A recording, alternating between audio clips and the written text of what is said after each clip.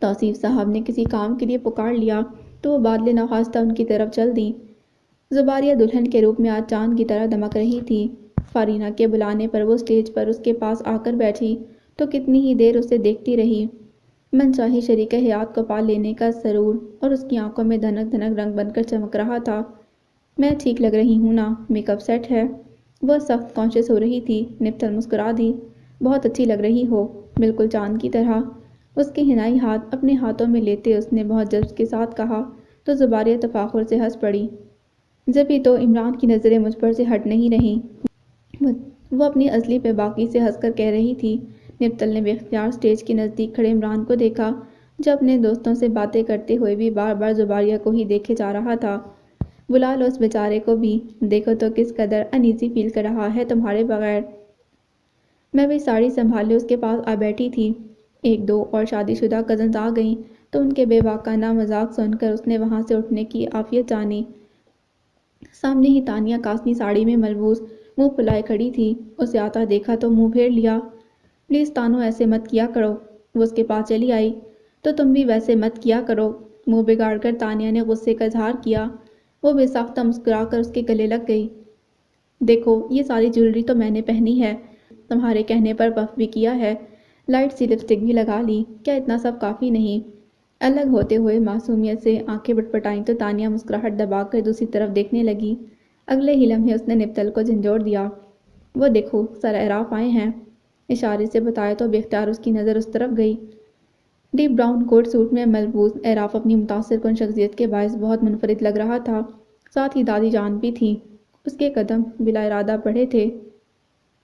السلام علیکم دادی جان۔ اعراف کو ڈیڈی کے ساتھ مصروف دیکھ کر اس نے آہستگی سے انہیں اپنی طرف متوجہ کر لیا۔ وعلیکم السلام، جیتی رہو۔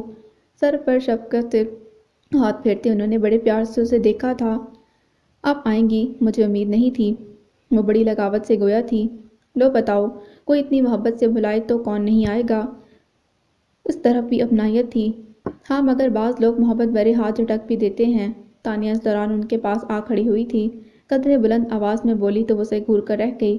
اعراف البتہ اس دوران متوجہ ہو گیا تھا۔ ہیلو سر، کیسے ہیں آپ؟ تانیہ نے اعراف کو مخاطب کیا۔ الحمدللہ، اللہ کا شکر ہے۔ ایک اچٹتی سی نظر نپتل پر پڑی تھی۔ لائٹ گرین کلر کے نازوں سے کام والے گاؤن میں ملبوس ہلکی پھلکی سی جیولری پر وہ بہت پرکشش لگ رہی تھی، اور بقول تانیہ چونکہ یہ سب سمر بیگم کی چوائس تھی اسی لیے بہت اچھی تھی۔ تانیہ نے اسے ٹھوکا دیا کہ سلام کرے، جسے لاشعوری طور پر نظر انداز کرتی وہ رخ موڑ گئی تھی۔ دور سے ہی اسے سمر بیگم کی چبھتی ہوئی نظریں محسوس ہو گئی تھیں، اسی لیے جلدی سے وہاں سے ہٹ آئی۔ فارینہ نہ جانے کب سے اسے ڈھونڈ رہی تھی، یک دم کھینچ کر ساتھ لے گئی۔ فرحان صدیقی آج کا چیف گیسٹ تھا، وہ افتاد کی وجہ سے پوچھتی رہ گئی اور فارینہ نے اسے فرحان کے سامنے لا کھڑا کیا۔ لو بھئی فرحان، تمہاری امانت، اب دل بھر کر باتیں کرو۔ کارنر ٹیبل کے ساتھ پاس بڑی کرسی پر بیٹھا۔ وہ یقیناً اسی کا منتظر تھا۔ فارینہ اسے چھوڑ کر جانے کو پلٹی تو اس نے بے حد شاکی نظروں سے اسے دیکھا تھا۔ کم آن نوبی، ڈونٹ بی شائے، ایسے ریلیشنز میں پہلے سے انڈرسٹینڈنگ ہو جائے تو بہت اچھا ہوتا ہے۔ زبی کو دیکھو، عمران کے ساتھ کتنی ایڈجسٹ ہو گئی ہے، شادی کے بعد انہیں کوئی پرابلم نہیں ہونے والی۔ اس کے کان کے پاس تقریباً سرگوشی کرتے وہ آگے بڑھ گئی تو وہ بادلے نخواستہ اس کے سامنے والی چیئر پر آ بیٹھی۔ اس وقت سب اسٹیج کی طرف جوک در جوک جمع ہو رہے تھے، جہاں مووی اور تصویروں کا سلسلہ چل رہا تھا۔ اس نے نظر اٹھا کر دیکھا، فرحان بڑی پرشوق نظریں اس پر جمائے ہوئے تھا۔ اسے الجھن سی ہونے لگی۔ کیسی ہو؟ بڑی بے تکلفی سے پوچھا گیا۔ اس نے بامشکل ضبط کیا۔ الحمدللہ اچھی ہوں۔ وہ تو تم ہو۔ اس کے دبے دبے لہجے میں دیے گئے جواب پر وہ پرکشش انداز میں ہنستے ہوئے کرسی کی بیک سے پش ٹکا کر دوبارہ اسے نظروں کی گرفت میں لیتے ہوئے بولا، that's why I choose you. ساتھ ہی سگریٹ کا گہرا کش لیا۔ ارد گرد دھواں ہی دھواں ہو گیا۔ اس کا دل چاہا صاف کہہ دے، لیکن تم میرا انتخاب نہیں، مگر مروت کے باعث خاموش ہو رہی، تاہم چہرے پر بلا کی سختی در آئی تھی۔ بہت ڈفرینٹ ہو تم فارینہ اور زوبی سے۔ ماہی سے مل کر تو میں سمجھا تمہیں امپریس کرنا بڑا ایزی ہوگا، لیکن تم بہت… اس کے منہ پھیر لینے پر وہ صاف گوئی سے بولا، مہوش کی عادت تھی بہت جلد بے تکلف ہو جانے کی، ساتھ ہی متاثر ہونے کی بھی، مگر نپتل اس کی بہن ہو کر بھی بہت الگ تھی ان سب سے۔ دوسرا اب معیار بھی بدل گئے تھے۔ ادھورا جملہ چھوڑ کر اس نے سر جھٹکا اور یکدم میز کی طرف جھکتے ہوئے اسے گہری نظروں کے فوکس میں لیا۔ اینی وے جیسی بھی ہو، آئی لائک یو۔ میرا خیال ہے ہم بہت جلد انگیجمنٹ کر لیں گے، تو کیوں نہ اس سے پہلے تھوڑی بہت انڈرسٹینڈنگ ڈیولپ کر لی جائے۔ دوستانہ اور معنی خیز انداز تھا۔ وہ کھول اٹھی، گھوم کر شدید نفرت آمیز نظروں سے اسے دیکھا۔ نہ تو مجھے آپ سے منگنی کرنے کا شوق ہے، نہ انڈرسٹینڈنگ ڈیولپ کرنے کا ارادہ، سو آپ اپنی راہ چلیں اور مجھے میری راہ چلنے دیں۔ میں امید کرتی ہوں ہم دوبارہ کبھی نہیں ملیں گے۔ حتمی اور قطعی لہجے میں سختی سموئے وہ بنا رکے کہہ رہی تھی۔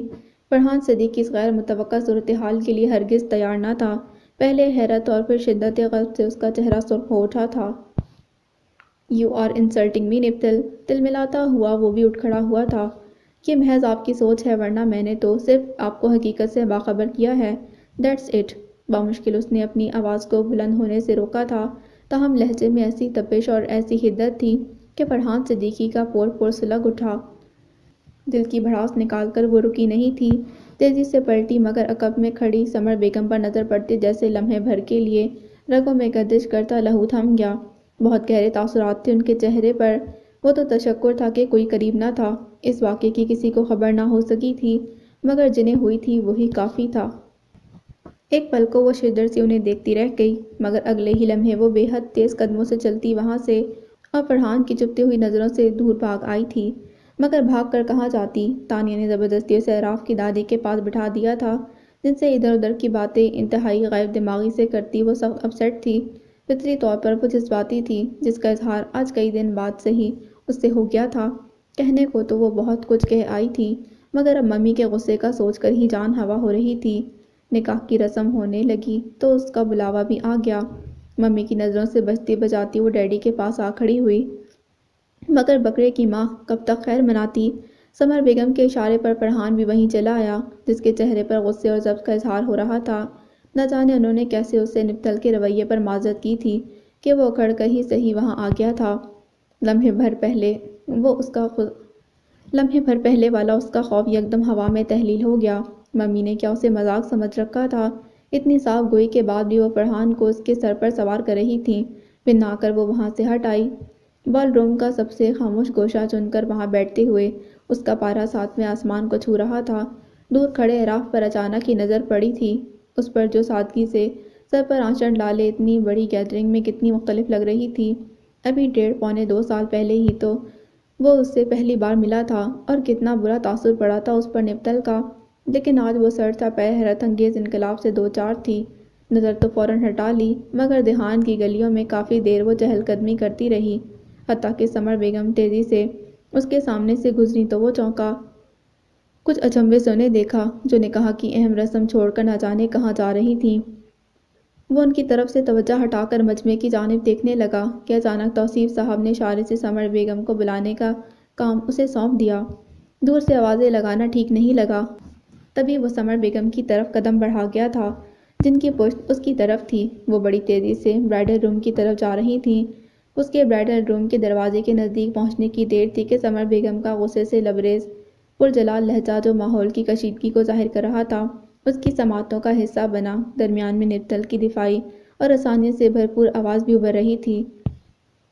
فرحان صدیقی کو ہم نے تمہارے لیے پسند کیا ہے، اور تمہیں ہمارا فیصلہ ماننا ہی ہوگا۔ وہ تمہارا کیریئر بنا دے گا، بہت لگژریس لائف ہو سکتی ہے تمہاری اس کے ساتھ، اور تم نے اس کے ساتھ اس طرح مس بہیو کیا۔ ان کا لہجہ جلتی ہوئی لکڑی کی طرح چرخا تھا۔ ہم نے پر بالخصوص زور دیا، پلیز ممی، آپ اپنے فیصلے مجھ پر جبراً لاگو مت کریں۔ میرا وے آف لائف اب بہت بدل چکا ہے۔ میں فرحان جیسے بندے کے ساتھ ایڈجسٹ نہیں کر سکتی، نہ وہ کر سکے گا۔ Shut up! یہ سب خمار اس اعراف احمد حسن کے عشق کا ہے، جسے میں ایک لمحے میں جھاڑ دوں گی۔ تم نے سمجھ کیا رکھا ہے ہمیں؟ کس امید پر تم فرحان کو ٹھکرا رہی ہو؟ کیا سمجھتی ہو وہ اعراف تمہیں قبول کرے گا؟ یہ مذہب کا چولا جو تم نے اس کی خاطر پہنا ہے، کیا تمہارا پاس چھپا سکے گا؟ گرجدار لہجے میں انہوں نے بری طرح ڈپٹ دیا، اور پھر جو کچھ وہ بولی اس نے نپتل کو جیسے جلتے تیل کے کنویں میں دھکیل دیا۔ اعراف شزر سا رہ گیا، اس کا یہاں کیا ذکر؟ ممی پلیز اس طرح مت کہیے۔ اس کا لہجہ ٹوٹے ہوئے کانچ کی طرح بکھرا تھا۔ براؤن آنکھوں میں نمی پھیلی تو پلکیں بوجھل ہو گئیں۔ سمر بیگم سے شیئر کرنے کی یہ سزا تھی کہ انہوں نے آج اسے تانا دے مارا تھا، چہرے سے شدید آزردگی ہویدا تھی۔ وہ بیٹھی ہوئی تھی مگر لگتا تھا ابھی گر پڑے گی۔ تو کس طرح کہوں؟ کیا غلط کہا ہے میں نے؟ اس کے ہی پٹی پڑھانے پر تم نے اوٹ پٹانگ حرکتیں شروع کی۔ فاری اور ماہی کے شوہر تمہارے برادر ان لاز ہوتے ہیں، ان سے بھی تم نے بہت ڈرائی رویہ رکھا ہے۔ وہ دونوں شکایت کر رہی تھیں۔ بیگم سمر کے کرخت لہجے پر دروازے کے باہر کھڑے عراف کی بھویں تن گئیں۔ مگر وہ نامحرم ہے ممی، اور نامحرم مردوں پر نرم لہجے سے گفتگو کرنی نہیں چاہیے۔ ان سے ان کی حوصلہ افزائی ہوتی ہے اور غلط فہمی بھی بڑھ سکتی ہے۔ Stop it! کیا نامحرم کی رٹ لگا رکھی ہے؟ اس طاہرہ بانو کی تو میں کرتی ہوں چھٹی، اور تم چل کر وہاں فرحان کے ساتھ سنیپس بنواؤ۔ چلو اٹھو فوراً! وہ غصے سے بری طرح کھول اٹھی تھی۔ ہاتھ پکڑ کر اسے اٹھایا۔ پلیز ممی نہیں، مجھ سے نہیں ہوگا۔ سمر بیگم کا لہجہ اور طعنہ اسے رلا گئے تھے۔ آنسو بے اختیار بہنے لگے۔ لہجہ بھی بھرا گیا تھا۔ ہاتھ چھڑاتے اس نے لجاجت سے کہا، تم نہیں جاؤ گی تو میں فرحان کو بلا لوں گی۔ وہ غضبناکی سے گویا ہوئی۔ جواباً وہ دونوں ہاتھوں میں چہرہ چھپا کر بری طرح رو پڑی تھی۔ پلیز ممی نہیں! سمر بیگم جذبز ہونے لگی۔ نہ جانے باہر لوگ ان دونوں کی غیر موجودگی پر کیا سوچ رہے ہوں گے۔ اعراف کے قدم وہیں ٹھٹکے تھے۔ باہر بات کہاں سے کہاں بڑھ کر جا چکی تھی، اس کے سان و گمان میں بھی نہ تھا۔ اتنا تو اس نے بھی محسوس کیا کہ نپتل نے اس کی خاطر، اس سے وابستہ جذبے کی خاطر خود کو بدلا ہے، مگر اس بات پر اسے اس طرح طعنے تشنے ملتے ہوں گے، جبر کیا جاتا ہوگا، یہ سب تو وہ سوچ بھی نہیں سکتا تھا۔ بند کرو یہ ڈرامہ، نہیں تو تمہارے ڈیڈی کو بلواتی ہوں۔ فرحان اگر تمہیں پسند نہیں تو کہتی ہوں ان سے کہ اعراف کے ساتھ تمہیں ابھی اور اسی وقت دفع کریں یہاں سے۔ ہمارے ساتھ رہنے کے قابل نہیں رہی تم۔ اس کا کندھا بری طرح جھنجھوڑا تھا انہوں نے۔ وہ باقاعدہ ہچکیاں لینے لگی۔ ممی پلیز مت کریں ایسا، آئی بیگ آف یو ممی۔ اعراف کی برداشت کی بالکل آخری حد تھی۔ بے اختیار اس نے سمر بیگم کو پکار لیا تھا۔ آنٹی توصیف انکل آپ کو بلا رہے ہیں۔ تیز قدموں سے وہ اندر کی جانب بڑھا تھا۔ وہ برق کسی تیزی سے اس کی طرف پلٹی۔ نپتل نے بھی بے اختیار ہاتھ ہٹا کر اسے دیکھا، جس کا چہرہ بالکل نارمل تھا، البتہ دونوں ماں بیٹیاں گڑبڑا گئی تھیں۔ ان سے کہو آ رہی ہوں میں۔ سمر بیگم کے لہجے میں تلخی اب بھی تھی۔ اسے بغور گھورا مگر کچھ نہ پا سکیں تو مطمئن سی ہو گئیں۔ اس نے سر کو خفیف سی جنبش دی اور پھر الٹے پاؤں واپس پلٹ گیا۔ نپتل کی طرف نظر بھی نہ ڈالی۔ سمر بیگم نے اس کی اجنبیت پر سرد انداز میں نپتل کو دیکھا تو وہ ہونٹ کاٹتے ہوئے واش روم کی طرف بڑھ گئی۔ پھر بقیہ فنکشن میں نپتل کو کسی نے برائڈل روم سے باہر نکلتے نہیں دیکھا۔ اعراف کا دل یکدم اچاٹ ہو رہا تھا۔ دادی جان سے جلدی واپسی کا مطالبہ کیا، مگر توصیف صاحب نے اس کی ایک نہ چلنے دی۔ ولیمے میں بھی انہیں بلایا گیا تھا، مگر وہ قصدن نہ گیا۔ دادی جان بھی تو زیادہ آنے جانے کی عادی نہیں تھیں، مگر ولیمے کی دعوت کو بھی ٹھکرا نہیں سکتی تھیں کہ ولیمہ ایک مسنون تقریب ہے۔ سو وہ گئیں اور تھوڑی دیر کے بعد واپس بھی لوٹ آئیں۔ اعراف نے ان کے چہرے سے کچھ کھوجنے کی کوشش کی، مگر وہ نارمل لگ رہی تھیں۔ نپتل کے متعلق پوچھنا اچھا نہیں لگا۔ فوری طور پر ہر انسان نفس کے غلبے کا شکار رہتا ہے، مگر اس کی تربیت میں دادی جان نے بہت جان لڑائی تھی، سو سیلف کنٹرول میں اس کا ثانی ملنا مشکل تھا۔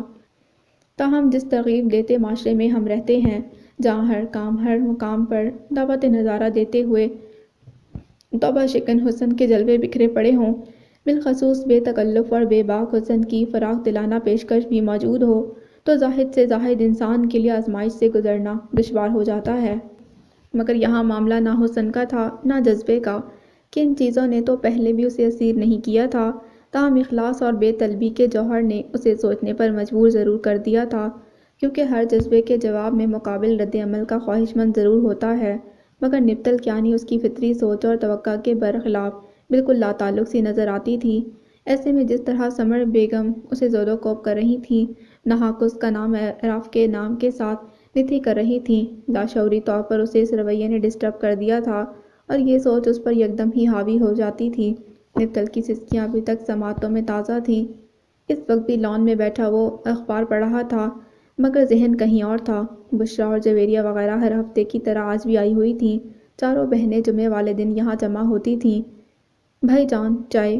بشریٰ کی آواز نے اسے چونکایا تو اس نے سر اٹھایا۔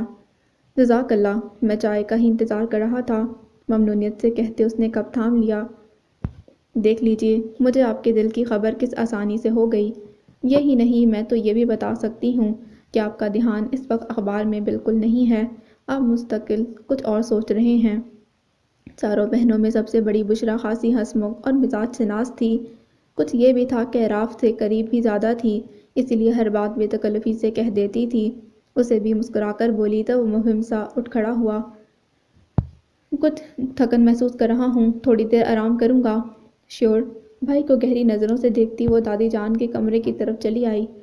دادی جان اب بھائی کی شادی کر ہی ڈالیں۔ اندر داخل ہوتے اس نے خاصی فکرمندی سے کہا۔ دادی جان پہلے تو چونکی، پھر مسکرانے لگی۔ تو میں نے کب منع کیا ہے؟ حامی بھی تو نہیں بھری۔ کیسی اچھی لڑکی پسند کی تھی ہم سب نے، مگر آپ کی خاموشی کے باعث اس کا اب کہیں اور رشتہ طے ہو گیا ہے۔ قریب بیٹھتے اس نے افسوس سے کہا۔ اللہ کی رضا، یقیناً اس میں بھی اس ذات کریم کی کوئی مصلحت ہوگی۔ بہرحال میں نے ایک لڑکی پسند تو کی ہے، تم لوگ بھی دیکھ لو، اگر راضی ہو تو اعراف سے بھی بات کر لیں گے۔ کون ہے؟ کون ہے؟ چاروں بہنیں نزدیک آ گئیں۔ بھائی جان جانتے ہیں اسے؟ ہاں، اس کی اسٹوڈنٹ رہ چکی ہے، نپتل نام ہے، تمہارے پاپا کے دوست توصیف کیانی کی بیٹی۔ دادی جان نے ایک لمحے میں سارا قصہ نپٹا دیا اور وہ چاروں بڑے اشتیاق سے آگے بڑھی تھیں، پیچھے ہٹ گئیں۔ توصیف انکل، وہ جو ڈیفنس میں رہتے ہیں، جن کی 4 بیٹیاں ہیں؟ جویریہ نے بجھے لہجے میں پوچھا۔ ہاں وہی۔ انہوں نے حامی بھری تو چاروں ایک دوسرے کو دیکھنے لگیں۔ ناگواری چہرے سے متشع تھی۔ کیا بھائی جان نے خود انٹرسٹ ظاہر کیا ہے؟ ایک اور سوال ہوا تو دادی جان نے گہری نظر سے انہیں دیکھا۔ تم لوگوں کو اعتراض کس بات پہ ہے؟ ان کے رہن سہن کا طریقہ، ان کے طور اتوار۔ اف دادی جان، آخر کیا سوچ کر آپ نے؟ بشریٰ بے اختیار خفگی سے کہنے لگی تو وہ ٹوک گئیں۔ بغیر کسی سے ملے اس کے بارے میں منفی رائے قائم کرنا بدگمانی ہے بیٹا، اور بدگمانی سب سے بری بات ہے۔ تم لوگ پہلے نپتل سے مل لو، پھر مجھے اپنا جواب دینا۔ پرسوں میں اپنے گھر میں درس کا انعقاد کر رہی ہوں، وہ بھی آئے گی تو ملاقات کر لینا۔ وہ آئے گی؟ چاروں کی آنکھیں حیرت سے پھیل گئیں۔ ہاں، کیونکہ اب وہ پہلے سے بہت بدل گئی ہے۔ انہوں نے تفصیل بتانی شروع کی۔ اوہ، یہ تو بہت اچھی بات ہے۔ ساری داستان سن کر وہ چاروں مطمئن ہوئیں۔ پھر بھائی جان سے بھی لگے ہاتھوں بات کر لیں، بشریٰ کو جلدی پڑ گئی تھی۔ ہاں مگر ابھی نہیں، پہلے تم لوگ مل لو۔ دادی جان نے بات ختم کی تو وہ اٹھ کھڑی ہوئیں۔ شادی والے دن سے سمر بیگم نے اس سے کلام کرنا چھوڑ رکھا تھا، اور یہ صورتحال اتنی تکلیف دہ تھی کہ وہ برداشت نہیں کر پا رہی تھی۔ ولیمے والے دن بھی اس نے کئی بار سمر بیگم کو مخاطب کیا، مگر وہ بہت سنجیدگی سے ناراض تھی۔ فرحان کے سامنے انہیں بے حد تذلیل کا سامنا کرنا پڑا تھا۔ 2 دن اسی طرح گزر چکے تھے۔ انہوں نے اسے کچھ نہیں کہا تو احساس شرمندگی اور بھی بڑھ گیا۔ انہی دنوں اعراف کی دادی کا فون آیا۔ انہوں نے اسے اپنے گھر بلایا تھا۔ بڑے عجیب سے احساس نے اسے اپنے حصار میں لیا تو وہ گھٹنوں پر سر ٹکا کر بیٹھ گئی۔ آج کل زباریہ اور عمران کے اعزاز میں دعوتیں ہو رہی تھیں، جس میں سب ہی مدعو ہوتے۔ یہ محض اتفاق ہی تھا کہ اسی شام فرحان صدیقی کے یہاں ان کی دعوت تھی۔ اسے تو ویسے بھی جانا نہیں تھا، اب اور بہانہ مل گیا۔ سمر بیگم کی ملازمہ سے کئی بار کہلوانے پر بھی وہ شام کو تیار نہ ہوئی۔ ڈیڈی، مجھے آپ کے ساتھ نہیں جانا، میرا دوسری جگہ کا پروگرام ہے۔ کاٹن چکن کے شلوار سوٹ میں ملبوس وہ منہ دھو کر نیچے چلی آئی، سر پر دوپٹہ ہنوز اوڑھا ہوا تھا۔ کہاں جانا ہے؟ سمر بیگم نے تڑک کر پوچھا۔ سر اعراف کے گھر، دبے دبے لہجے میں کہہ کر اس نے سر جھکا لیا۔ اوہ، تبھی وہ زہر خون ہو گئی۔ کم آن سمر، اس کا فائنل سیمسٹر ہے، اگر یہ ہارڈ ورک کر رہی ہے then let her do so. جاؤ نوبی، ڈرائیور تمہیں چھوڑ آئے گا۔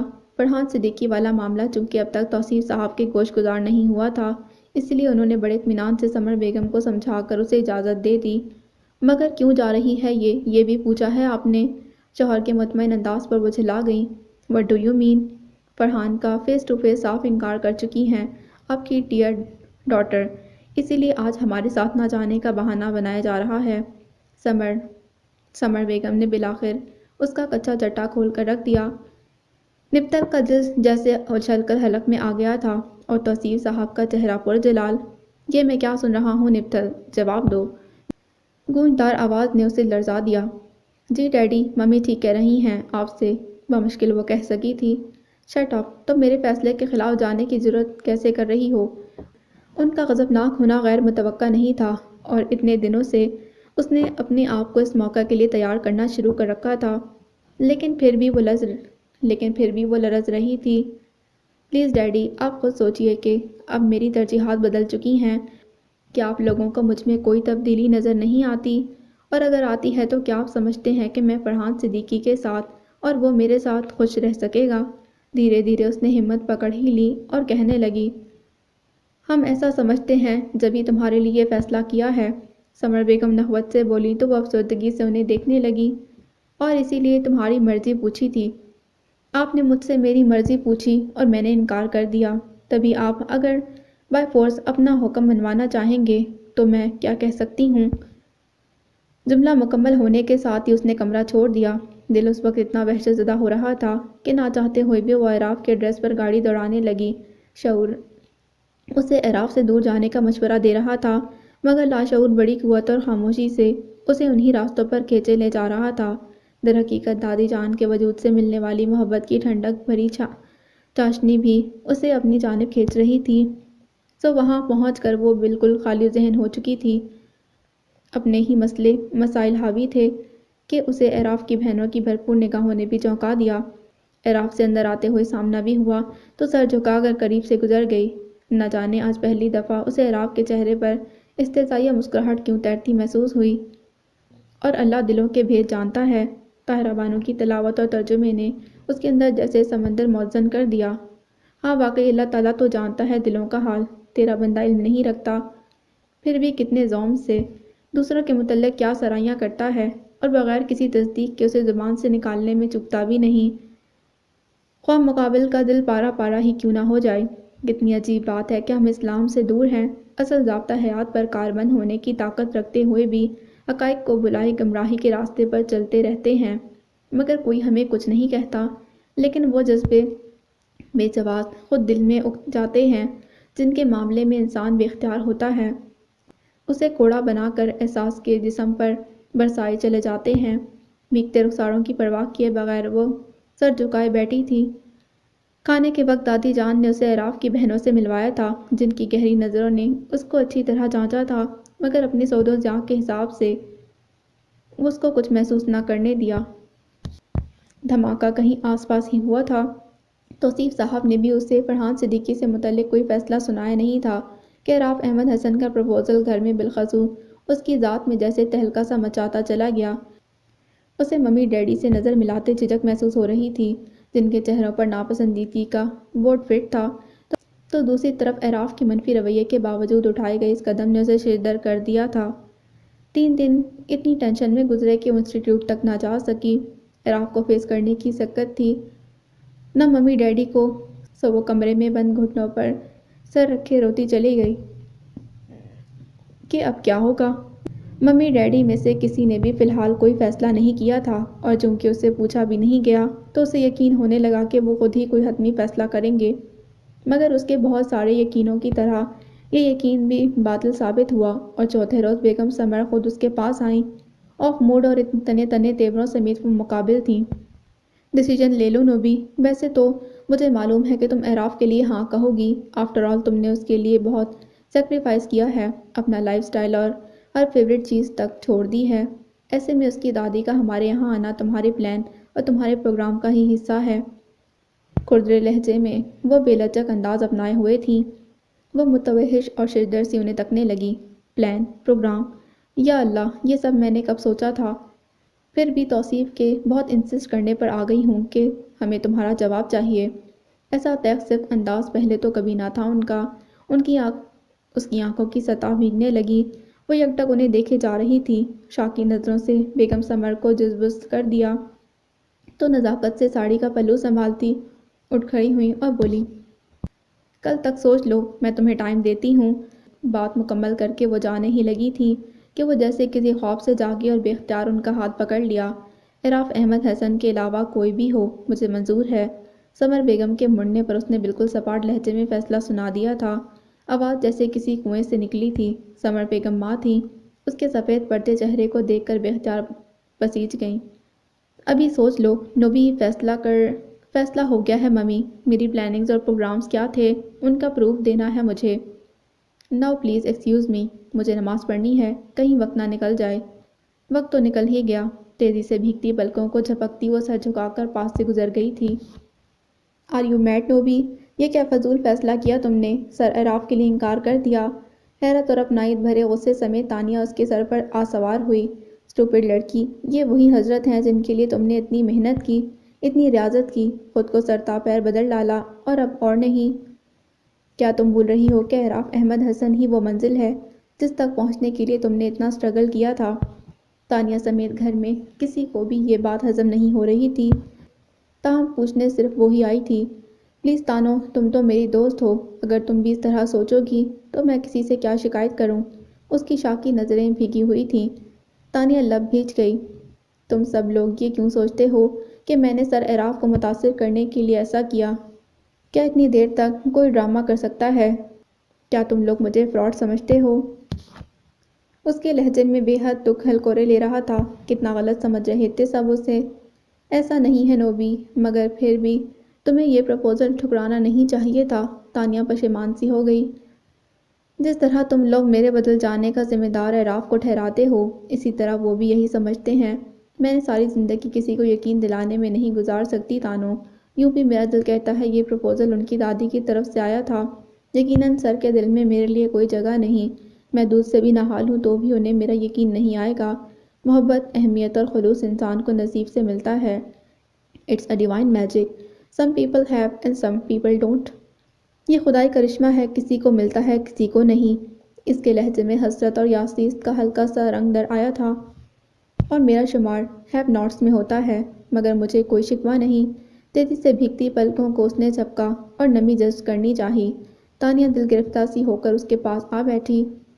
ایسا نہیں ہے نوبی، جو کچھ تمہارے پاس ہے اس کا کوئی مقابلہ نہیں۔ تمہارے پاس ہدایت کا راستہ ہے، تم حق پر ہو، اور ایسے لوگ اللہ سے بہت نزدیک ہوتے ہیں جو دنیا کو دین کے بدلے بھاری قیمت دے کر نہیں خریدتے۔ تمہیں بھلا انسانوں سے کیا مانگنا؟ تانیہ نے اس کے کبھی کہے گئے الفاظ دہرائے تو وہ آزردگی سے مسکرا دی۔ تاہم تمہیں دیکھ کر مجھے اندازہ ہوا کہ واقعی عشق مجازی انسان کو عشق حقیقی کی بلندیوں تک لے جاتا ہے۔ تانیہ کے انداز اور الفاظ میں مرویت تھی جس پر اس نے آہستگی سے گردن نفی میں ہلائی۔ اگر تم یہ دونوں ٹرمز میرے لیے استعمال کر رہی ہو تو تم نے غلط کیا تانو، کیونکہ مجھے اعراف سے عشق نہیں تھا، مجھے تو در حقیقت اپنے آپ سے عشق تھا۔ میں نے دنیاوی خوشی کے لیے اعراف کے ساتھ زندگی گزارنے کی خواہش کی تو صرف اسی لیے کہ مجھے ایک اچھے انسان کی سنگت میسر آئے، خواہ میں اس کے لائق تھی یا نہیں۔ اور اب بھی مجھ میں عشق حقیقی بیدار نہیں ہوا، کیونکہ میں اللہ تعالیٰ کی طرف اپنی غرض سے بڑھی ہوں، اس کے قہر سے بچنے کے لیے اس کی رحمت میں پناہ ڈھونڈ رہی ہوں جس میں سراسر میرا فائدہ ہے۔ میں گناہوں کے سائے میں زندگی بسر کرتی یا اعمال صالحہ کی چھاؤں میں، اس وحدہ لا شریک کو میری عبادت کی ضرورت نہیں۔ یہ جو کچھ بھی میں کر رہی ہوں اپنے لیے کر رہی ہوں، اور یہی وہ نکتہ ہے تانیہ جو انسان کو سمجھنا چاہیے کہ بے شک اللہ نے اسے عقل اور ایمان کی دولت سے سرفراز کر کے پیدا کیا۔ در حقیقت انسان جو کچھ کر رہا ہے اپنے لیے کر رہا ہے۔ دکھاوے کا ایمان، ظاہرداری کی نماز روزہ اور دنیا سے واہ واہ سمیٹنے کے لیے ماتھے پر سجدے کا نشان سجا لینا معراج عبودیت نہیں ہے۔ ہم تم اگر لا الہ الا اللہ نہ بھی کہیں تو بھی اللہ عبادت کے لائق ہے اور رہے گا، لیکن اگر ہم دل سے مان لیں، زبان سے اقرار کر لیں تو ہمیں اپنی نعمتوں سے دنیا اور آخرت میں مالا مال کر دے گا۔ ٹھہرے ٹھہرے لہجے میں اس نے تانیہ کی آنکھوں پر سے پردہ ہٹانے کی کوشش کی، کیونکہ جب تک انسان یہ سوچتا رہتا ہے کہ وہ عبادت اللہ کی خاطر کر رہا ہے، اس میں خشوع خضوع پیدا نہیں ہو سکتا۔ تاہم جب یہ احساس بیدار ہوا کہ عبودیت کا یہ جذبہ، جبیں کا یہ سجدہ اس کی اپنی نجات کا سرچشمہ ہے، تو آپ ہی آپ دل سے عابد اور زاہد ہونے کا فخر نکل جاتا ہے اور عبد ہونے کی انکساری جاگ اٹھتی ہے۔ وہ جس جذبے سے کہہ رہی تھی، تانیہ نے دیکھا اس کی آنکھوں میں جیسے کوئی لو تھرتھرا رہی تھی، چہرے پر ایک عجیب سا سادگی بھرا تاثر تھا جسے وہ کوئی نام نہ دے سکی تھی۔ اپنی خواہش سے دستبردار ہو کر بھی شکست خوردہ نظر نہیں آ رہی تھی۔ وہ بے اختیار سوچ کر رہ گئی، کیا قناعت اور عزت نفس انسان میں اتنی طاقت پیدا کر سکتی ہے؟ بعض مرتبہ ایسا بھی ہوتا ہے کہ ہمارے تصور کے برعکس قسمت ایسی چال دیتی ہے کہ انسان اگشتے بدندہ رہ جاتا ہے۔ نپتل کا انکار بھی ایسی ہی صورتحال تھی۔ اعراف کے لاشعور میں جو پختہ یقین تھا کہ اقرار ہی ہوگا، اس کے علاوہ اور ہو بھی کیا سکتا ہے، بری طرح متزلزل ہوا۔ دادی جان کو توصیف صاحب نے بڑے سبھاؤ سے انکار کرتے ہوئے بتا دیا کہ یہ سب نپتل کی ماں پر ہوا ہے، سو اعراف کو بھی بتایا گیا۔ حسب عادت اس نے نہ حیرت کا اظہار کیا، نہ افسوس اور غصے کا۔ تاہم دادی جان کے زردہ چہرے کو دیکھ کر اس نے انہیں اپنے طور پر سمجھانے کی ہر ممکن کوشش کی۔ جوڑے آسمانوں پر بنتے ہیں، جب آپ یقین رکھتی ہیں تو کیوں رنجیدہ ہو رہی ہیں؟ ان کے کندھے کے گرد اپنے بازو کا حصار کرتے اس نے سنجیدگی سے کہا تو وہ بے بسی سے اسے دیکھنے لگی۔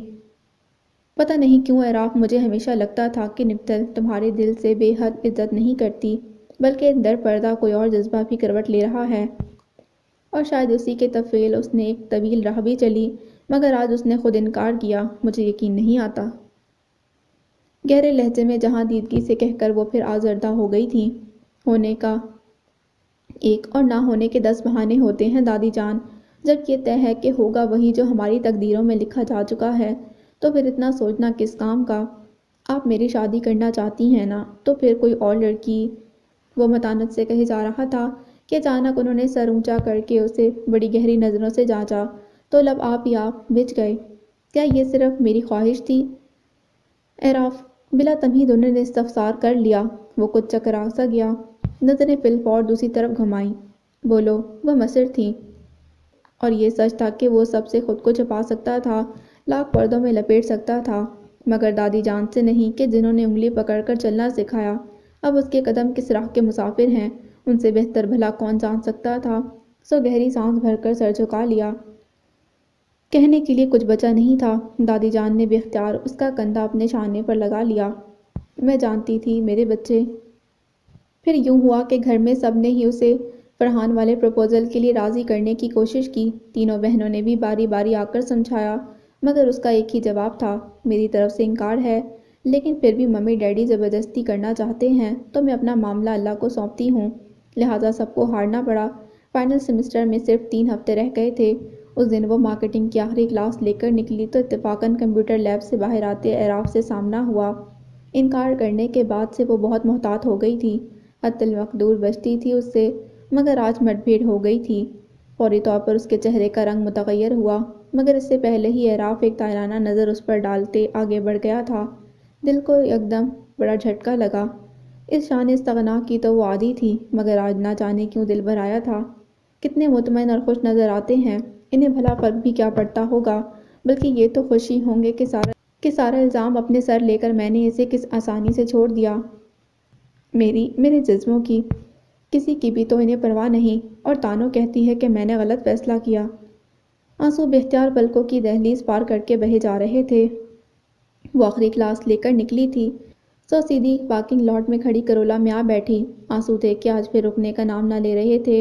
اسٹیئرنگ وہیل پر سر ٹکا کر اس نے اپنی سسکیوں کو آزاد چھوڑ دیا۔ 10-15 منٹ اسی طرح گزر گئے تھے کہ اچانک کھڑکی کے شیشے پر چابی سے ناک ہوا۔ اس نے بلا ارادہ سر اٹھایا۔ بالکل راستے میں کھڑی ہیں آپ، میری راہ روک رکھی ہے آپ نے۔ اعراف کھڑکی میں جھکا کھڑا تھا۔ اس نے شیشہ گراتے ہی کہا، تو کیا آپ کا ایسے راستے سے گزرنا ضروری ہے جہاں میں کھڑی ہوں؟ ہتھیلی کے پچ سے گالوں کو رگڑتے اس نے یکدم تلخی سے کہا۔ اعراف نے گویا مسکراہٹ دبائی۔ تو کیا کروں، میرا راستہ ہی یہی ہے۔ اعتماد سے کہتے وہ سیدھا ہوا تو نپتل نے جزبز ہوتے کار بیک کر لی۔ اندازہ تو یہی تھا کہ اب وہ چلا جائے گا، مگر اس کے برعکس وہ گھوم کر اس کی گاڑی میں ہی آ بیٹھا۔ اتنی بے تکلفی اور یہ انداز! نپتل نے تعجب سے آنکھیں پھیلائیں۔ سر آپ، دادی جان نے بلوایا ہے آپ کو، گو کہ ایڈریس تو آپ جانتی ہیں، مگر انہیں یقین نہیں تھا کہ آپ آئیں گی، اسی لیے خود لانے کا حکم دیا ہے۔ ونڈ اسکرین پر نظر جماتے اس نے سنجیدگی سے کہا تو تذبذب کے عالم میں اسے دیکھنے لگی۔ اگنیشن میں چابی ڈالیے، میں کوئی اسم پھونک کر کار سٹارٹ کرنے میں قدرت نہیں رکھتا۔ چند سیکنڈ کے توقف کے بعد وہ پھر بولا تو وہ جو عالم حیرت میں اسے دیکھ رہی تھی، وہ اکھلا سی گئی۔ مگر دادی جان کو مجھ سے کیا کام؟ اعراف کا خلاف توقع رویہ اس کے حواس اڑا لے گیا تھا۔ الگ تر کرتے اس نے گھبراتے ہوئے انداز میں پوچھا، تو اعراف کے چہرے پر نرم سا تاثر اتر آیا۔ انکار کی وجہ پوچھنا چاہتی ہیں؟ اس کے تمکنت بھرے لہجے پر کہنے میں اسے جیسے بجلی کے ننگی تاروں نے چھو لیا ہو۔ جی، حیرت اور پشیمانی اس کے چہرے کا رنگ اڑا چکی تھی۔ آپ اتنا گھبرا کیوں رہی ہیں؟ انکار کیا ہے، گناہ تو نہیں، کار سٹارٹ کریں، یہ انسٹی ٹیوٹ ہے، کتنے ہی اسٹوڈنٹ نکل رہے ہیں، کیا سوچیں گے؟ وہ تو یوں معمول کے سے لہجے میں بول رہا تھا جیسے کچھ ہوا ہی نہ ہو، جبکہ اس کی جان پر بن گئی تھی۔ بمشکل کار سٹارٹ کی اور مین روڈ پر ڈال کر لے آئی، تاہم وجود پر طاری لرزش اب بھی قابو سے باہر تھی۔ کچھ دور جا کر جیسے وہ تھم سی گئی۔ کیا ہوا؟ کار کی سپیڈ کم ہونے پر اعراف نے گردن گھما کر اسے دیکھا۔ میں دادی جان کو فیس نہیں کر سکتی، عجیب بے چارگر بے بسی سے اس نے کہا۔ اعراف یکدم بے حد سنجیدہ نظر آنے لگا۔ اپنی ذات سے متعلق فیصلہ کرنے کا ہر انسان کو حق ہے، اور حق کا استعمال قابل مذمت نہیں، تو آپ اتنی گلٹی کانشیس کیوں ہو رہی ہیں؟ یوں بھی دادی جان کا ارادہ آپ کو ڈانٹنے ڈپٹنے کا نہیں۔ جب میں آپ سے کچھ نہیں کہہ رہا تو وہ کیا کہیں گی؟ اپنی مخصوص ٹون میں کہہ رہا تھا۔ آخری جملے پر نپتل نے شاکی نظروں سے اسے دیکھا، جبھی وہ بے اختیار پوچھ بیٹھا، آپ خوش ہیں اپنے فیصلے سے؟ اور سوال ایسا تھا کہ وہ کتنی ہی دیر کھڑکی کے باہر منظر پر نظر جمائے رہی، جھوٹ بولنے کی کوشش کرنی چاہی تو ہمت نہ پڑی۔ اچھا اب کار سٹارٹ کریں۔ کچھ دیر بعد وہ بولا، اور سر آپ کی گاڑی، اس کا کیا ہوگا؟ چہرے پر پھیلتے تاثرات کو مٹانے کے لیے اس نے بوکھلاہٹ میں سوال کر ہی لیا، اور کچھ سوچ نہیں رہا تھا۔ میری گاڑی کی بہت فکر ہے آپ کو؟ بہت پر بالخص زور دے کر سوال کیا تو وہ خجل سی ہو گئی۔ اب ذرا جلدی کریں، نماز کا وقت نکلا جا رہا ہے۔ بائی دا وے، اب بھی نماز پڑھتی ہیں یا چھوڑ دی؟ طنز سے مبرا لہجے میں کیا گیا استفسار سیدھا تیر کی طرح اترا تھا دل میں۔ شدید دکھ اور بے مائگی کے احساس نے اس کا پور پور بھگو ڈالا۔ دوسرے ہی لمحے وہ بلا تکلف اسٹیئرنگ وہیل پر سر ٹکا کر بری طرح پھوٹ پڑی تھی۔ سسکیاں جیسے قابو سے باہر تھیں، مگر اعراف نے نہ تو اسے خاموش کرایا، نہ معذرت کی، بلکہ خاموشی سے باہر دوڑتے بھاگتے ٹریفک پر نظر جمائے بیٹھا رہا، حتیٰ کہ وہ خود ہی تھک گئی۔ دل چاہا کہ سر اٹھا کر اسے 10 باتیں سنا ڈالے، مگر نمکین پانی کا گولا حلق میں اٹکا تھا۔ چند لمحوں بعد پھر اعراف ہی بولا، اب چلیں۔ رسان بھرا لہجہ اسی بری طرح جھلسا گیا۔ تڑپ کر سر اٹھاتے اسے سرخ انگارہ آنکھوں سے دیکھا۔ وہ قطعاً شرمندہ نہ نظر آ رہا تھا، بلکہ سادہ مگر جانچتی نظروں سے اسے دیکھ رہا تھا۔ اسی طعنے کا خوف تھا نا آپ کو؟ قدرے توقف کے بعد بولا۔ وہ شدت سے اسے دیکھنے لگی۔ جی، اتنی مشکل سائیکالوجی نہیں ہے آپ کی، میں سمجھ نہ سکوں۔ ایک ٹیچر اپنے اسٹوڈنٹ کی ذہنی استعداد سے جتنا واقف ہو سکتا ہے، اتنا کسی اور کا ہونا مشکل ہے۔ تاہم شاید میں بہت ڈیفیکلٹ بندہ ہوں آپ کے لیے، کمپلیکیٹڈ سا۔ جب ہی تو میرے بارے میں آپ کا کوئی بھی اندازہ کبھی ٹھیک نہیں نکلا۔ حسب عادت آج بھی وہ فاصلے قائم رکھتے ہوئے اسی ٹون میں بول رہا تھا، جیسے ابھی اکاؤنٹنگ کا کوئی چیپٹر سمجھا رہا ہو۔ نپتل کی نظریں جھک سی گئیں۔ مجھے حیرت ہے کہ بغیر جانے پر کہ آپ نے میرے بارے میں ایسا قیاس کیسے قائم کر لیا۔ آپ کل کیا تھیں اور آپ کا ماضی کیا ہے، میرا اس سے کوئی تعلق نہیں، لیکن جو کچھ اب ہے، اسی حقیقت کو مد نظر رکھ کر میں نے دادی کے فیصلے پر سر جھکا لیا تھا۔ بہت ویوڈ تھا میں آپ کے متعلق، جب ہی 100% رضامندی دی تھی، لیکن آپ نے بنا سوچے سمجھے انکار بھیجا۔ کچھ اندازہ ہے آپ کو کہ کتنا ہرٹ ہوئے ہم، یعنی دادی جان اور میں؟ سیدھے سادے لہجے میں کہتے کہتے اس نے باہر کے منظر سے نظر ہٹا کر اسے دیکھا تو وہ بری طرح جھیپ گئی۔ سفید شلوار سوٹ پر لیمن یلو کلر کا سادہ سا دوپٹہ سر پر جمائے وہ بہت شفاف اور پاکیزہ لگ رہی تھی۔ اعراف نے تیزی سے نظریں پھیر لیں کہ ابھی وہ کوئی استحقاق نہیں رکھتا تھا۔ اینی وے، میں نے چاہا آپ کو جو غلط فہمی ہے اسے کلیئر کر دوں، تاہم اب بھی آپ اپنے فیصلے پر قائم رہ سکتی ہیں۔ دادی جان نے آپ کو اسی لیے بلایا ہے کہ نیا رشتہ نہ بننے پر پرانے تعلق نہیں ٹوٹ جاتے۔ So now it's up to you, جو راستہ چاہیں بتائیے کس طرف جانا ہے۔ سیکنڈ کے 1000ویں حصے میں وہ جان گئی کہ وہ کیا کہہ رہا ہے، کیا چاہتا ہے، اور یہ خود کے نپتل کو کیا کرنا چاہیے۔ سو فیصلہ کرنا آسان ہو گیا۔ یکدم ایزی ہوتے اس نے آنسو دوپٹے کے آنچل سے صاف کر کے پوچھا۔ نظریں سامنے ونڈو اسکرین پر تھیں۔ اعراف نے چونک کر اسے دیکھا اور پھر اس کے چہرے پر تحریر ہاں مجھے قبول ہو پا کر مسکرا دیا۔ کیا راستہ بھول گئی ہیں؟ ہلکی سی شوخی کے ساتھ سوال ہوا تھا۔ وہ بھی بے اختیار مسکرا دی۔ اگر ایسا ہے بھی تو آپ کے ہوتے مجھے ڈر نہیں لگتا، بلکہ بلائنڈ فیتھ ہے کہ منزل کی طرف ہی لے کر جائیں گے۔ کار سٹارٹ ہو چکی تھی، اس نے اطمینان سے موڑ موڑتے ہوئے کہا، تو اعراف نے مطمئن ہو کر سیٹ کی پشت سے کمر ٹکا دی۔ کیا آپ کو یقین ہے کہ ہماری منزل ایک ہے؟ وہ پوچھ رہا تھا۔ راستہ تو ایک ہی ہے۔ ادھر بھی اعتماد اور سرخوشی کی کیفیت طاری تھی، لہٰذا سفر طویل ہونے کے باوجود انہیں بے حد مختصر لگا تھا۔ گو کہ اس کے بعد دونوں کے مابین کوئی بات نہ ہوئی، مگر انہیں جیسے اس کی ضرورت بھی نہ رہی تھی۔ تاہم اعراف کے گھر پہنچ کر وہ جھجک سی گئی۔ فطری حیا سے قدم من من بھڑکے ہو رہے تھے۔ اعراف نے باہر نکل کر دوسری طرف سے اس کا بھی دروازہ کھولا تو وہ جھیپ سی گئی۔ آئیے، وہ سنجیدگی سے کہتا آگے بڑھا تو وہ بھی نکل آئی، مگر یکدم ہی ایک عجیب سے احساس نے اسے گھیر لیا تھا جسے فی الحال سمجھنا مشکل تھا۔ تو وہ اندر چلی آئی اور جو ہی سامنے نظر پڑی وہ اپنی جگہ ساکت رہ گئی تھی۔ باہر کھڑی میٹالک گرے کار ڈیڈی کی ہی تھی۔ اسے دیکھ کر وہ چونکی تھی۔ ڈیڈی، وہ جیسے بڑبڑائی۔ سامنے ہی توصیف صاحب اور دادی جان بیٹھے تھے۔ جی، انہیں کیما پر آپ کو لایا گیا ہے۔ اب کے قدم آگے بڑھائیں، میں ہوں نا ساتھ۔ اعراف اس کے لیے رک گیا تھا، اعتماد سے بولا تو وہ جھجکتے اس کے ساتھ چلی آئی۔ میری بیٹی، دادی جان نے اٹھ کر بے ساختہ اس کے لیے باہیں فراخ کر دی تھیں۔ وہ بلا تکلف ان میں جا سمائی۔ بالکل نادان ہے، وہ ہنس رہی تھی۔ اس نے شرما کر ان کے کندھے میں سر گھسا لیا۔ اعراف اس دوران منظر سے غائب ہو چکا تھا۔ چلو اب بیٹھو، میں ذرا کھانا لگواؤں۔ اسے الگ کر کے دادی جان بھی اندر چلی گئی۔ سو وہ ڈیڈی کے سامنے کھڑی انگلیاں چڑھانے لگی۔ آج ان سے بے طرح حجاب محسوس ہو رہا تھا، لیکن جب انہوں نے آگے بڑھ کر اس کے سر پر ہاتھ رکھا تو بے اختیار وہ ان کے سینے سے جا لگی۔ میری بیٹی، دادی جان نے اٹھ کر بے ساختہ اس کے لیے باہیں فراخ کر دی تھیں۔ وہ بلا تکلف ان میں جا سمائی۔ بالکل نادان ہے، وہ ہنس رہی تھی۔ اس نے شرما کر ان کے کندھے میں سر گھسا لیا۔ اعراف اس دوران منظر سے غائب ہو چکا تھا۔ چلو بیٹھو، میں ذرا کھانا لگواؤں۔ اسے الگ کر کے دادی جان بھی اندر چلی گئیں تو ڈیڈی کے سامنے کھڑی انگلیاں چڑھانے لگی۔ آج ان سے بے طرح حجاب محسوس ہو رہا تھا، لیکن جب انہوں نے آگے بڑھ کر اس کے سر پر ہاتھ رکھا تو وہ بے اختیار ان کے سینے سے جا لگی۔ تانیہ سے دل کی بات کہہ سکتی تھیں، اپنی ممی یا بہنوں سے نہیں۔ ڈیڈی کہہ رہے تھے، وہ تو تانیہ نے مجھے بتا دیا ورنہ کتنا غلط فیصلہ ہو جاتا ہم سے بیٹا۔ آئی ایم سوری ڈیڈی، میں سمجھتی تھی کہ کوئی بھی میرا ساتھ نہیں دے گا، وہ بمشکل کہہ سکی تھی۔ تمہارے انکار کے بعد تو مشکل ہی تھا ہم کچھ کرتے۔ وہ تو آنٹی یعنی دادی جان نے دوبارہ مجھے فون کیا تو میں نے سچ بتا کر فیصلہ ان پر چھوڑ دیا۔ اس کا ماتھا چوم کر انہوں نے حقیقت بتائی تو وہ دل ہی دل میں تانیہ کی شکر گزار ہونے لگی۔ اس کی ذرا سی عقل مندی نے آج اسے زندگی کی اصل خوشیوں سے سرفراز کر دیا تھا۔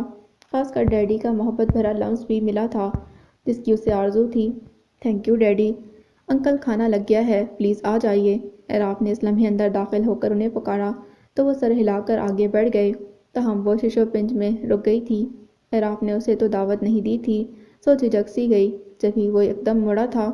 اپنے گھر میں مہمانوں کی طرح انوائٹ ہونے کا انتظار نہیں کرتے۔ دادی جان کچن میں ہیں، جائیں جا کر ان کی ہیلپ کروائیں۔ غضب کا قیافہ شناس تھا وہ، بے انتہا اپنائیت سے بولا۔ نپتل نے چونک کر پہلے اسے حیرت سے دیکھا، پھر یکدم بلش ہو گئی۔ اس کی کیفیت کا اندازہ تو ہوا تو وہ بھی مسکرا کر کمرے سے نکل گیا اور کچن کی طرف جاتی نپتل سوچنے لگی کہ حضرت علی رضی اللہ تعالیٰ عنہ کا قول کتنا صحیح ہے کہ میں نے اللہ تعالیٰ کو اپنے ارادوں کی شکست سے پہچانا ہے۔ آج میرے سامنے سارے اندازے اور فیصلے غلط ثابت ہو کر مجھے نئی خوشیوں کی نوید دے گئے تھے۔ میں اپنے رب کا جتنا بھی شکر کروں کم ہے۔ خوشی اور سرشاری میں جذبہ تشکر شامل ہوا تو وہ دل میں پھیلتے سکون کو محسوس کرتی دادی جان کی سنگت میں ٹیبل پر آ بیٹھی، جہاں اعراف اور ڈیڈی کے درمیان سیاست پر بحث چھڑی ہوئی تھی۔ یہ اس کا اپنا گھر تھا، سو آپ ہی آپ میزبانی کے فرائض انجام دیتے ہوئے اس نے سب کے سامنے پلیٹیں اور ڈشز رکھنی شروع کر دیں۔ اعراف نے ایک نظر اسے دیکھا اور مطمئن ہو کر ڈیڈی کی طرف متوجہ ہو گیا۔ The end. So this was the end of پہچان لیا تجھے تیری شیشہ گری سے۔ امید کرتی ہوں یہ کہانی آپ کو بہت اچھی لگی ہوگی اور اس سے آپ کو بہت کچھ سیکھنے کو ملا ہوگا۔ اگر آپ کو یہ کہانی پسند آئی ہے تو پلیز میرے چینل کو سبسکرائب کریں، اس ویڈیو کو لائک کریں اور بیل آئیکن کو ضرور پریس کریں۔ ملتے ہیں ایک نیو ناول کے ساتھ۔ اللہ حافظ۔